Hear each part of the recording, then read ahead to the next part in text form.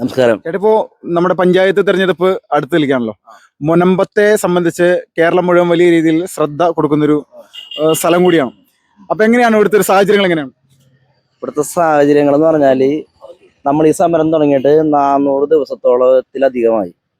ഇത് ആദ്യ കാലങ്ങളിൽ തുടങ്ങിയെന്ന് പറഞ്ഞാൽ ഞങ്ങൾ ഇവിടെ കിടന്ന് കയ്യും മെയ്യും എന്ന് പറഞ്ഞാൽ ഈ ഭക്ഷണമൊക്കെ കഴിക്കാൻ പോണത് വളരെ വിരളമാണ് ഈ പറഞ്ഞ ആൾക്കാർക്ക് എല്ലാവരും. കാരണം നമ്മുടെ ഈ ഭൂമിക്ക് വേണ്ടി അത്രയും കഷ്ടപ്പാട് ഈ നമ്മുടെ യഥാർത്ഥ പിക്ചറുകളിലൊക്കെ ഉണ്ട്. ശരിക്കും പറഞ്ഞാൽ ഒരു 10-20ഓളം ഐതിഹാസികമായ ഈ സമരങ്ങളാണ് ഞങ്ങൾ നടത്തിയത്. വെള്ളത്തിൽ ചാടലും ഈ പന്തം കൊളുത്തി പ്രകടനവും അതിലൊക്കെ ഉണ്ട്. ഇതിലെല്ലാത്തിലും വ്യക്തമായിട്ട് തെളിഞ്ഞു നിൽക്കുന്ന ആൾക്കാരെ നിങ്ങൾ ആ പിക്ചർ എടുത്ത് നോക്കിയാണ്.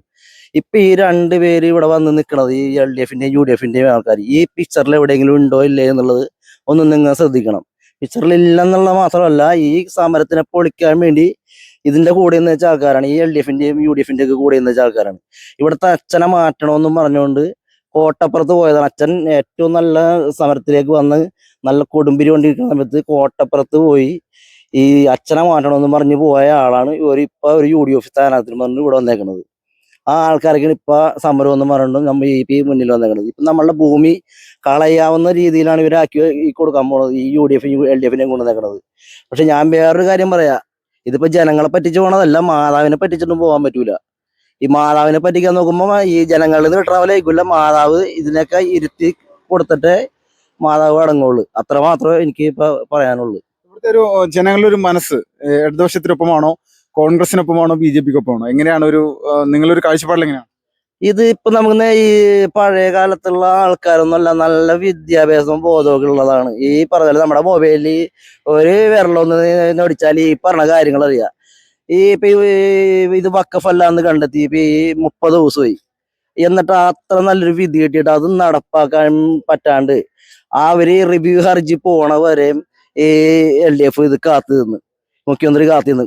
ഇപ്പൊ ഈ ഇടതുപക്ഷത്തിന്റെ ഈ ഒരു ഘടകകക്ഷിയും കൂടി ചേർന്നാണ് ഈ ഇതിന് പോയേക്കണത്. അപ്പൊ അതിന് ഒത്താശ നമ്മുടെ LDF സർക്കാരും കൂടി ചെയ്ത് കൊടുക്കുകയാണ് ഇവർക്ക് ഇപ്പൊ റിവ്യൂ ഹർജി പോകാൻ വേണ്ടിയിട്ട്, നമ്മുടെ ഇത് വക്കഫാണെന്ന് സ്ഥിരീകരിക്കാൻ വേണ്ടിയിട്ട്. അപ്പൊ ഇവരുടെയൊക്കെ കൂടെ ഇങ്ങനെ നിൽക്കണം എന്ന് പറഞ്ഞാൽ നമ്മുടെ ഭൂമിനേക്കാൾ വലുതാണ് ഈ പാർട്ടി.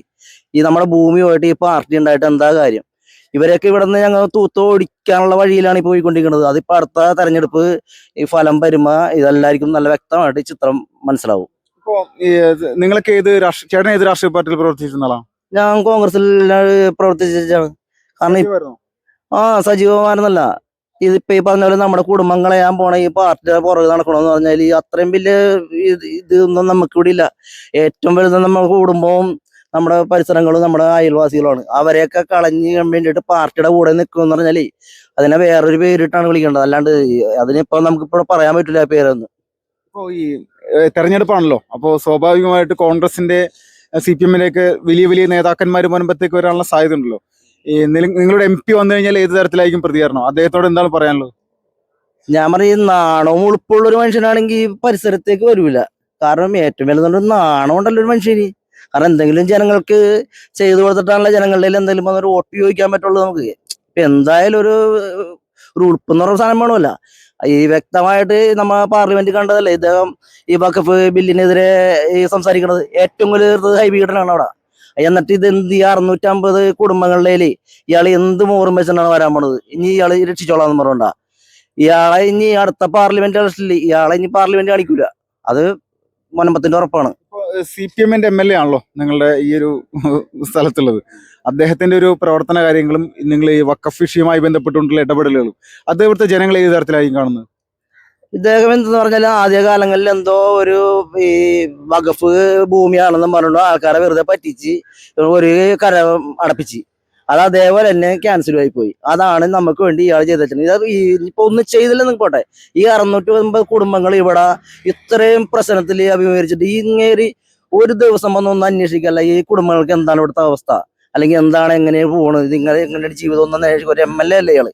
ഇദ്ദേഹത്തിന് ഇവിടെയുള്ള വോട്ടുകളെല്ലാം ചെയ്തതല്ലേ ഇദ്ദേഹത്തിന്. എന്നാ നിങ്ങൾ എവിടെയെങ്കിലും ഈ ആരെങ്കിലും ഇദ്ദേഹം ഇവിടെ വല്ല അന്വേഷണത്തിൽ എന്തെങ്കിലും വന്നെന്ന് നിങ്ങൾ ആരെങ്കിലും കൊണ്ടൊന്ന് പറയിപ്പിക്കും. ഇദ്ദേഹം തിരിഞ്ഞു നോക്കിയിട്ടില്ല ഈ 400 ദിവസമായിട്ട് ഈ സമരപ്പന്തലിലേക്ക് ഈ ജനങ്ങളുടെ ഇടയിലേക്ക് ഇദ്ദേഹം വന്നിട്ടില്ല. പിന്നെ ഇയാളൊക്കെ എന്ത് ജനപ്രതിനിധി എന്നാണ് ഈ പറയണത്? അത് കാലം തെളിയിച്ചു തരും. ഇവിടെ മാറ്റത്തിനുള്ള സാഹചര്യം മുൻപത്തുണ്ട്. 100% ഞങ്ങളുടെ കിടപ്പാടം കളയാൻ നോക്കണ പോലെ ഞങ്ങൾ ഇവിടെ നിന്ന് ദൂരക്കെറിഞ്ഞളയും. ഞങ്ങളുടെ കൂടെ നിൽക്കുന്നത് കേന്ദ്ര സർക്കാരാണ്. അവരെ ഞങ്ങൾ വിജയിപ്പിച്ചിരിക്കും. അത് മുനമ്പത്തിന്റെ ഉറപ്പ്. ഉറപ്പ്.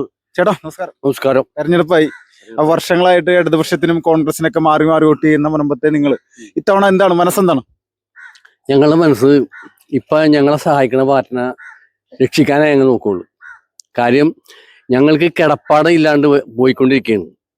ഈ ചേട്ടനും ബാവയും അനിയനും ബാവയും കൂടി കടന്ന് കളിച്ച് ഞങ്ങളെ ഈ വെള്ളത്തിൽ ചാടിക്കാന്ന് മാത്രമേ ഉള്ളൂ. പടിഞ്ഞാപ്പുറത്തും കടല്, കിഴക്കുവശവും പുഴയാണ്. എങ്ങും പോകാൻ നിവൃത്തിയില്ല ഞങ്ങൾക്ക്. ഇപ്പൊ വന്ന നേതാക്കന്മാര്, വന്ന ജനപ്രതിനിധികൾ എല്ലാവരും എന്ന് ഞങ്ങളെ രക്ഷിക്കുമെന്ന് പറഞ്ഞുകൊണ്ട് പോണതല്ലാണ്ട് ഞങ്ങൾക്കൊരു രക്ഷയും കാണുന്നില്ല.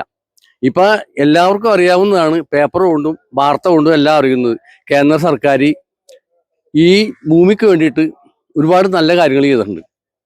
ഈ ഭൂമിക്ക് വേണ്ടിയിട്ട് നല്ല കാര്യങ്ങൾ ചെയ്തിട്ടുണ്ട്. ഞങ്ങൾ അവരോട് സഹകരിക്കും. ഞാനൊരു കോൺഗ്രസ്സുകാരനാണ്. ഞാൻ 60 കൊല്ലം ഇത് ചുമന്നുകൊണ്ട് നടന്നവനാണ്. എനിക്ക് എൻ്റെ മൊക്കക്കും കൂടി ഒരു ഗുണം കിട്ടാത്തൊരു പാർട്ടിയാണ് ഈ കോൺഗ്രസ് എന്ന് പറഞ്ഞ ടീമില്ലേ. വന്നുകൊണ്ട് ഈ ഇതേപോലെ ആവശ്യം വരാൻ നേരത്ത് വന്നിട്ട് എന്നെ വരാൻ ആൻ്റെപ്പനാണ്. അത് ഞാൻ ചേട്ടാ അങ്ങനെ ചെയ്യും ഇങ്ങനെ ചെയ്യാന്ന് പറയും. ഈ ഒരുപാട് മറ്റുള്ള പാർട്ടിക്കാരെ തെറി കേട്ടുകൊണ്ട് ഇവർക്ക് വേണ്ടിയിട്ട് ഒരുപാട് കഷ്ടപ്പെട്ട് ഞാൻ എനിക്കൊന്നും കിട്ടിയിട്ടില്ല എങ്ങാതി. പക്ഷെ ഇപ്പൊ ഞങ്ങളെ രക്ഷിക്കാനും ഞങ്ങൾക്ക് വേണ്ടി സൈഡ് ചെയ്തിരിക്കുന്ന ഈ പാർട്ടി ഞങ്ങളെ രക്ഷിക്കുന്നുള്ള ധൈര്യം കണ്ടിട്ട് ഞങ്ങൾ അവർക്ക് വോട്ട് ചെയ്യും. ഞങ്ങൾ ജയിപ്പിക്കും. ഞങ്ങൾ ചരിത്രത്തിൽ ആദ്യമായിട്ട് BJP കോട്ട് ചെയ്യാൻ പോകുന്നു. അതെ അതെ, തീർച്ചയായിട്ടും. അതെ അതെ, എനിക്ക് വയസ്സ് 77 വയസ്സായി. താമരക്കോട്ട് ചെയ്യാൻ പോണത്. നമസ്കാരം. നമസ്കാരം. ഇലക്ഷനായി, എങ്ങനെയാണ് കാര്യങ്ങൾ? എങ്ങനെയാണ് മുനമ്പത്ത് ഇത്തവണ ചരിത്രം വഴിമാറുമോ? പിന്നെ അത് നേരിടുന്ന ആസനക്കാരും ചരിത്രം വഴിമാറി ചിന്തിക്കണം. അല്ലെങ്കിൽ എല്ലാവരും ചിന്തിക്കണം. ഞാൻ മുനമ്പം മാത്രമല്ല, ഈ നമ്മുടെ ഈ കേരളത്തിലുള്ള അല്ലെങ്കിൽ നമ്മുടെ ഇന്ത്യയിലുള്ള എല്ലാ സമൂഹവും മാറി ചിന്തിക്കേണ്ട ടൈം വന്നിരിക്കുന്നു. മാറി ചിന്തിച്ചില്ലെങ്കിൽ നമ്മളും നമ്മുടെ മക്കൾക്കും ജീവിക്കാൻ പറ്റാത്തൊരവസ്ഥയിലേക്ക് ഈ ഇന്ത്യ രാജ്യം പോകാൻ ചാൻസ് ഉണ്ട്. ഇപ്പോൾ ഈ മുനമ്പത്തെ സംബന്ധിച്ച് വഖഫ് ഭേദഗതി ബില്ല് പാസ്സാക്കിയതോടുകൂടി, കേന്ദ്ര സർക്കാർ പാസ്സാക്കിയതോടുകൂടി ഇവിടുത്തെ ഒരുപാട് ആളുകൾ BJP അംഗത്വം സ്വീകരിച്ച് മുന്നോട്ട് വന്നല്ലോ. അപ്പോൾ ഇത് സ്വാഭാവികമായിട്ട് BJPക്ക് ഇത്തവണ എന്തെങ്കിലും പ്രയോജനം ഉണ്ടാകുമോ? ഒരു സീറ്റെങ്കിലും പിടിക്കാൻ സാധിക്കുമോ ഇവിടെ? ഷുവർ. ഈ എന്തായാലും ഇവിടെ BJP ഈ ഞാൻ പണ്ടും പറഞ്ഞിട്ടുണ്ട്, ഈ പള്ളിപ്പുറം പഞ്ചായത്ത് തന്നെ വളരെയധികം വ്യത്യാസം ഉണ്ടാകാൻ ചാൻസ് ഉണ്ട്. കാരണം ഈ പള്ളിപ്പുറം പഞ്ചായത്ത് ആര് ഭരിക്കണമെന്ന് തീരുമാനിക്കുന്ന ഒരു അവസ്ഥയിലേക്ക് വരാൻ ചാൻസ് ഉണ്ട്. അതിന് അത്രക്ക് വലിയ മാറ്റം ഇവിടെ ഉണ്ടോ? പിന്നെ ഈ മാറ്റം ശരിക്കും ഇന്ത്യ ഒട്ടാകെ ഉണ്ട്. മുനമ്പത്ത് നടന്ന സംഭവം ഈ ഇന്ത്യ ഒട്ടാകെ മാറ്റം ഉണ്ടാക്കും എന്നുള്ളതാണ് ഞങ്ങളുടെ വിശ്വാസം. ഇപ്പോൾ ഈ ചേട്ടനൊക്കെ പരമ്പരാഗതമായിട്ട് ഏത് പാർട്ടിയിൽ പ്രവർത്തിച്ചിട്ടുള്ള ആളോ? ഞാൻ കമ്മ്യൂണിസ്റ്റ് പാർട്ടിയായിരുന്നു. എത്ര വർഷം? എനിക്ക് വോട്ടുണ്ടായ കാലം എന്ന് പറയുന്നത് ഇപ്പൊ ഞങ്ങൾക്ക് 52 വയസ്സായി. ഞാൻ വോട്ട് ഇന്നവരായിട്ട് മാറ്റി കുത്തിയല്ല. ഞാൻ ആകെ മാറ്റി കുത്താൻ പോണ ഒരു ടൈമായി വന്നത് ഇന്നാണ് വരാൻ പോണത്. വീട്ടുകാരൊക്കെ എങ്ങനെയാണ് ഈ ഒരു വിഷയത്തിലുള്ള പ്രതികരണം? എങ്ങനെയാണ്? ഞങ്ങളുടെ വീട്ടുകാരെല്ലാവരും കമ്മ്യൂണിസ്റ്റുകാരും കോൺഗ്രസ്സുകാരായിരുന്നു. എല്ലാവരും ഇപ്പൊ BJPയിലേക്കായി മാറി. എല്ലാവരും മാറി. ഈ അടുത്ത കാലത്ത് ആരോ കുറച്ച് പേര് BJP അംഗത്വം സ്വീകരിച്ചിട്ടുണ്ടല്ലോ. അത് ഈ മിനിയാന്നിങ്ങനെ സംഭവം ഉണ്ടായത്. അതായത് ഈ CPM-ന്റെ ഒരു പരിപാടി ഇവിടെ നടന്ന് ആ CPM-ന്റെ പരിപാടിയിൽ ഈ നാട്ടിലെ ജനങ്ങളെ ആളെ തന്നെയാണ് കുറ്റം പറഞ്ഞത്. അപ്പൊ അത് അവർക്ക് സ്വാഭാവികമായിട്ട് മനസ്സിന് ഇഷ്ടപ്പെട്ടില്ല. പിന്നെ അത് തന്നെയല്ല, നമുക്കറിയാലോ, ഇപ്പൊ വഖഫ് ഭേദഗതി വന്ന് അതിനനുസരിച്ച് ഹൈക്കോടതി വിധി വന്ന് ഈ വിധി വന്നിട്ട് അവരെന്ന് പറഞ്ഞ് ഈ നിയമപരമായിട്ട് ഞങ്ങൾ എല്ലാ കാര്യങ്ങളും ഞങ്ങളാണ് ചെയ്തതെന്ന് പറഞ്ഞ് ഇപ്പൊ റിപ്പീറ്റേഷനായിട്ട് പിന്നെ പോകാൻ പോകും. ഇത് എന്താ അവസ്ഥയാണ് ആലോചിച്ചു. അപ്പൊ എന്ന് വെച്ചാൽ ഇവിടെ ജനങ്ങളെ പിന്നെയും പറ്റിച്ചുകൊണ്ടിരിക്കുകയാണ്. ഈ കമ്മ്യൂണിസ്റ്റ് പാർട്ടിയും കോൺഗ്രസ് പാർട്ടിയും നിരന്തരമായിട്ട് പറ്റിച്ചുകൊണ്ടിരിക്കുന്നു. ഈ പറ്റിക്കല് ഈ പണ്ടൊക്കെ പറ്റിക്കായിരുന്നു. കാരണം നമുക്ക് ഈ പറഞ്ഞ മാധ്യമങ്ങളൊന്നും ഇല്ലായിരുന്നു. ഇന്നിപ്പോ നമ്മൾ സ്വിച്ചിട്ട കാണുന്ന രീതിയിൽ നമ്മുടെ കയ്യിൽ തന്നെ സാധനം വയ്ക്കുന്നു. അപ്പൊ ഇവരിഞ്ഞും എന്തുവാണ് ഇങ്ങനെ മണ്ടത്തരത്തിലേക്ക് പോകണമെന്ന് ആലോചിച്ചിട്ട് ഞങ്ങൾക്ക് എന്നൊരു പിടുത്തൂല്ല. അപ്പോൾ ഇവിടെ മുനമ്പത്ത് വലിയൊരു മാറ്റം സാധ്യത ഉണ്ടല്ലേ? മുനമ്പത്ത് താമര വിരിയും.